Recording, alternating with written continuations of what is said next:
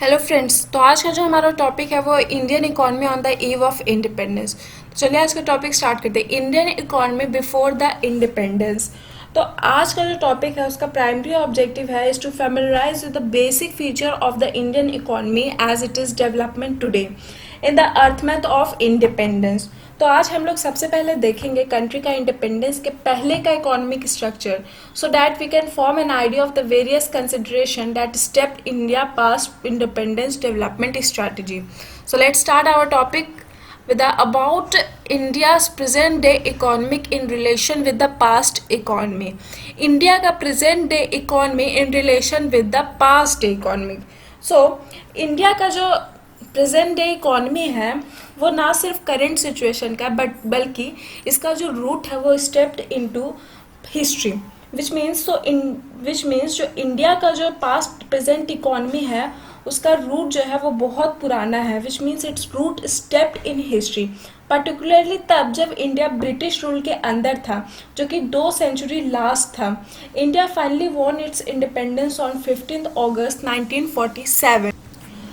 जो soul purpose था हमारा ब्रिटिश कॉलोनियल रूल का वो इंडिया में इज टू रिड्यूस करना कंट्री का raw material supply to Great Britain own rapidly expanding modern industrial base. आगे बढ़ते हैं, आगे है low level of economic development under the colonial rule. So India economic is independent before the colonial rule.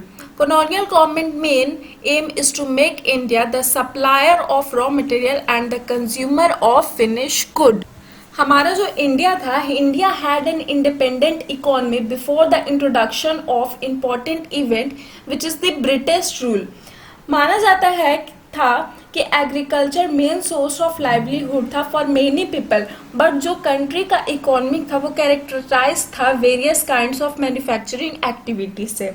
India is particularly well known for its handicraft industry in the field of cotton, textile industry, metal and precious stone industry work.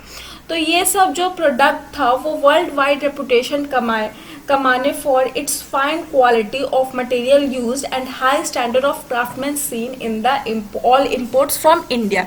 सो जितना भी handicraft product था India का वो world wide reputation कमाया अपने fine quality of craftsmanship और अपने एक स्टैंडर्ड के भाव पे।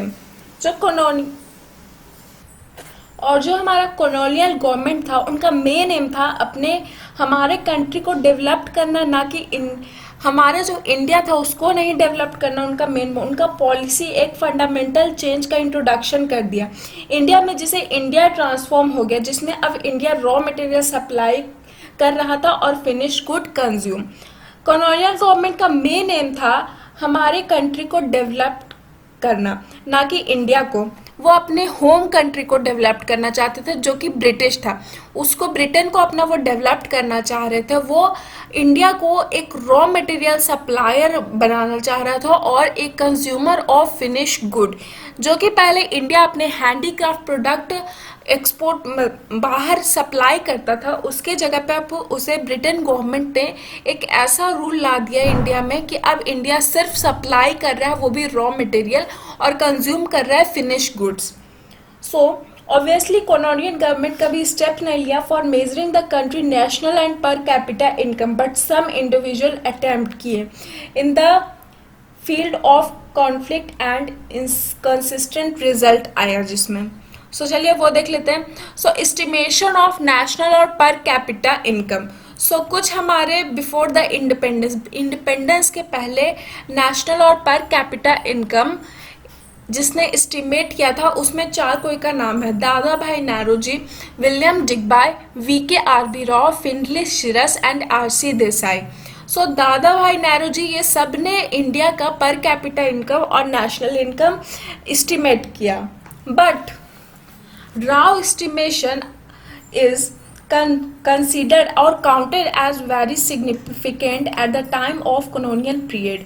Most studied find that the country's growth of aggregate real output during the first half of 20th century was less than 2%, coupled with a much half of percent growth in per capita output per year. सो आज का video हमारे यहाँ पे ख़त्म होता है. Thank you for watching the video till and. If you have any query you can ask it in the comment section. Any doubt, ask it in the comment section, and don't forget to subscribe and press the bell icon.